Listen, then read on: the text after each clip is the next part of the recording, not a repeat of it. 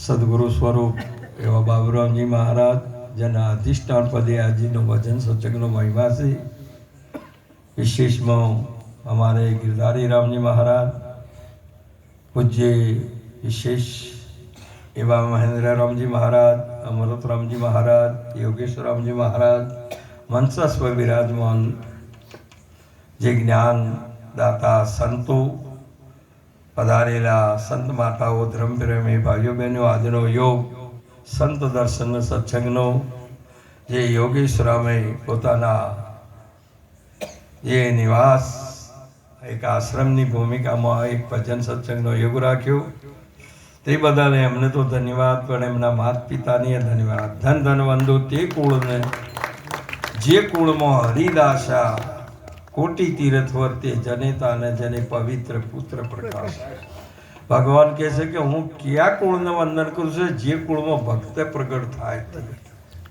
આજે જે કુળમાં ભક્ત જન્મ જે પ્રગટ થાય છે, જે જનેતા ભક્તનો જન્મ આપે છે, અને જે કુળમાં જે ભક્ત જન્મે છે તે કુળને કોટી કોટી વંદનમાં આપે છે. અને જે સમાજમાં જે સંત પ્રગટ થાય છે એ સમાજ કેટલો પણ ભાગ્યશાળી ભાવ. એવા આજના પ્રસંગે આવા એક સંત મહાપુરુષ આ મહિમા રાખી પોતાના દ્વારે આ જીવન મુક્ત પ્રગટ પરમાત્મા સ્વરૂપ જંગમનો તીર્થ.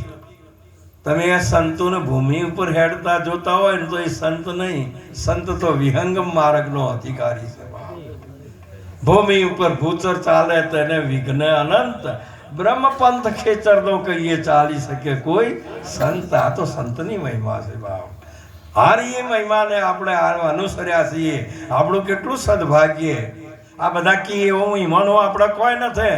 એવા શબ્દો સાંભળીને એ તો આપણે કદી કદા દીકરાને કે દીકરીઓનો લગ્ન હોય ને એને હોમ હોમો હેણો મેણો બોલતા જ હોય. એમાં કોઈ લેવા દેવા ના હોય. વરકન્યાને તો પ્રેમથી પડતો હોય. શું એ કી એવું એ કોઈ હોતું માટે તમે સદગુરુના શરણમાં ગયા અને સાચા સંતોનું દર્શન થઈ ગયું. તમે જીવન મુક્ત, તમારું સ્વરૂપ કોઈ દાડો જન્મ્યું નહોતું અને મરવાનું પણ નથી. એવું નિત્ય અવિનાશી સ્વરૂપ આત્મા સ્વરૂપ તમારો સાક્ષાત્કાર છે. કદી યાદ હોય તોય અને કદાચ યાદ ના હોય તોય હું તો એમ કહું છું તમે યાદ કરીને કેટલું કરશો? આ રાત દાડો કેટલું લડતા હતા. હમણાં બધા નતા કહેતા વાણીમાં ઠપકો નતા હતા, યાદ નથી રાખતા. કે અઠવાડિયે ફેરવો નતો, કોઈ વાણી ભૂલાઈ જાય છે.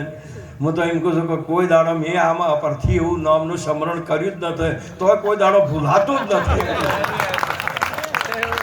કોઈ દાડો જિંદગીમાં જો કદાચ રટન કર્યું હોય તો, પણ કોઈ દાડો જો કદાચ ભૂલવાનું હોય તો શું વાત કરો છો? જે તમે એ તમારું સ્વરૂપ જ એ છે તો પછી શું ભૂલશો? આવો એક મહિમા, ગુરુના મહિમાની શું વાત કરીએ બાપ. આમાં કોઈ ડગે ભાગે નથી. ભલે આવીને બે ઘડી વાર આનંદ કરીએ, બેસીએ, આનંદ કરો, લાવો લ્યો, પણ આપ તો હરિ સ્વરૂપ છો, પરમાત્મા સ્વરૂપ છો. એટલે આજના પ્રસંગે આવો મહિમા રાખનાર યોગેશ્વરામજી અને એ માતા પિતાને વંદન કરું. ધન ધન વંદુ. નિરાજ બાપુ કહે છે ધન ધન વંદુ તે કુળને જે કુળમાં હરિદાસા કોટી તીર્થવત તે જનેતાને. બાધા તીર્થોનો પ્રયાગ જેને કહેવાય કે જેમાં પરમાત્મા અને સંત પ્રગટ થયો છે બાપ, એને પ્રયાગ કીધો. કોટી તીર્થવત તે જનેતાને જેને પવિત્ર પુત્ર પ્રકાશ. અને એ આવા મહાપુરુષો, આવી જનેતાઓ, આવા સંતો નું ભેટ આપે છે. આ ભારતની નહીં પણ વિશ્વની ભેટ આપે છે આવા રત્નોની, કે જ્યારે અનેક જીવોનું એ કલ્યાણ કરી શકે છે. એક જ સૂર્ય ઉદય થાય આખા વિશ્વને એ પ્રકાશિત કરી શકે છે બાપ. તેમ આ સંતની મહિમા છે. તમને એક જ તમારું સ્વરૂપ તો પ્રકાશિત હતું જ, પણ અવિદ્યાને લઈને તમે અંધારે બેઠેલા હોય, તમે તમારે ના જોઈ શકો, પણ સૂર્ય ઉદય થાય એટલે બધું હુશે. વાહ! અંતઃકરણ થયું ઉજળું, તિમિર ગયું ટળી, સર્વે લાગ્યું સુજવા રજપદનો મહિમા. આ બધો મહિમા સમજાવવા માંડ્યો. આવો કોઈ દાડો પર પગભર તમને હાલ કોઈ કે એવો શિયાળાનું પેલું બંધેણ બાંધીને ખવારે ને તમારામાં શક્તિ આવે. આ સત્સંગ શક્તિ પ્રાપ્ત કરે છે, અશક્તિનો અને અધર્મનો નાશ કરે. હારી કોણ જાય છે? કોણ હારે છે? મહાપુરુષે પાપ અને જે અસત્ય છે એ હારી જાય છે અને સત્ય છે જીતે ને માટે તમને આટલી બધો સત્સંગનો આટલો બધો રૂપાળું ચેવું જમાડે છે તો તમારામાં કેટલી બધી શક્તિ આવવી જોઈએ. પ્રહલાદજીને એવું કહેજો, એમના પિતાશ્રીએ કીધું એમની બેનને કે આ આપણા કુળનો અગ્નિ છે, આખા કુળનો નાશ કરશે, માટે તમે અગ્નિદેવની ઉપાસના કરી છે અને અગ્નિદેવ તમને વરદાન આપ્યું છે એટલે તમે એને ખોળામાં લઈને બેસીને એને કૂટી બાળો. તમને અગ્નિ બાળવાની નથી. પણ ભોન ન રહ્યું. જ્યારે તમારે આ બધું ચારે મોન વધારે મળે ને એટલે ભોન બધું ભૂલ્યા જાય. આ ભોન ચારે ભૂલાય છે.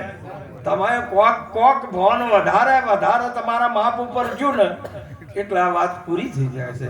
નહીંતર તમને શ્વાસ જો હરખા આપણો રાચા હોય ને તો ઉઠતો મેં તો હે ભગવાન ઓમ કાયમ કરો. પણ લગાર માતા થયા ને એટલે જે હોય ને જેમ પેલું કૂતરું જેને તને બહવા મળે ને એમાં આ બહવાટો થાય છે, પછી બીજું કોઈ થતું નથી. માટે કરીને મહાપુરુષે કીધેલું છે કે મજબૂત કરો. ઈવન પોણી એળો છો ને પછી મૂળ હલાવો છો તો મૂળ ઢીલો કરો છો. મહાપુરુષે કીધેલું પાણી રેવડે શા માટે પાવું પડે? એનો મૂળ બધવાઓ તો પિયાળે જવા માટે. સત્સંગ શા માટે કરવો પડે? એની જે સ્વરૂપમાં પરિપક્વ થવા માટે. જે પ્રહલાદજીને જ્યારે ગુરુજીએ એને દંડ કર્યો, ભગવાન નારદજી જેવા ગુરુ મળ્યા અને એથી એ પછી એનો પ્રત્યક્ષ પ્રમાણ સહિત ભગવાન કેવો છે ને ભક્તિમાં શું શક્તિ છે એ એક સંતના નેભાળામાંથી એને પ્રાપ્ત થઈ છે. આ એ મહિમા આપણા સંતોના જોડે તમામ શક્તિ પ્રાપ્ત થાય ને એ જોઈને પ્રહલાદે જ્યારે નિર્ભય થયા ચડે પોતાની ફઈ ખોળામાં લઈ અને બેઠી બા અને જો અગ્નિ પ્રગટ થઈ તે જેમ પેલે ફટાકડોની હેર હમણાં દિવાળી આવશે ને આખા પાથરીએ લગનમાં ને અને પછી એક ફટાકડાને દિવાળી ચોપી બધું હળસી જાય ફટ. તેમ કરીને જ્યાં હોળકાઓ લઈને બેઠી અને જ્યાં દિવાળી ચોપી બા અને અગ્નિ ફરવા અને એવી થઈને તે ફટાકડો થઈને આખી હોળકા બળી ગઈ અને પહેલા જ ઉઘરી ગયો. પ્રહલાદ ઉગરી જો મજબૂત બન્યો. કાચો કુંભારે નીભો બોયો મોય લગાડી છે આગ. ઘાસ બળ્યું ને ઘાટ પાક્યો, મૂગા મૂલે વેચાય. અરે રામ રે તજીને બધું બીજી કોની જાળું હોય? કોમળ કાયા મારા કંઠની એ તો રાખો રુદિયાની. આ મહિમાની આ વાત જ્યારે આમ બરાબર ઘાસ હતું તે બળી ગયું. ઘાસ એ ઓળખાતી અને ઘાટ પાક્યો અને પ્રહલાદ બરાબર પાકી ગયો કે અને પછી તો વળી બળ આવી ગયું. ઓહો મને તો હરીને ભસતો હજુ કોઈની લાજ જઈ મને ઉગારી લીધો.